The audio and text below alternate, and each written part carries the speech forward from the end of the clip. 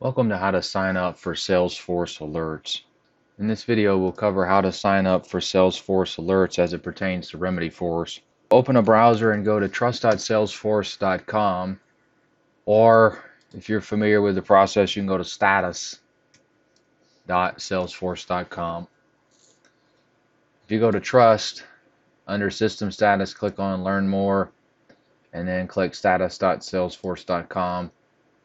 And either way, it will take you to the same place. Once you're there, click on All, and you want to locate the name of your instance. If you don't know your instance can be found by logging into your org, going to Setup, in the quick find type Company, and then click Company Information. Your Salesforce instance will be located in the right-hand column at the bottom. In this case, I'm on instance 82. If you need to know your org ID, your Salesforce org ID, it can also be found in Setup.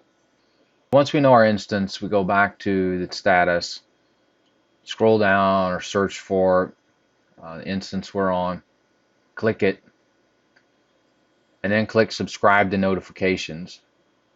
You can also subscribe to an RSS feed. It's a little bit more detailed, and it assumes that you have a feed reader. So if you're familiar with that, then you know what to do. Click subscribe to notifications, enter your email address, and click send me a link to sign in or sign up. Click dismiss. In a few minutes, you'll receive an email with a link. Open the email and click the link. Click create new.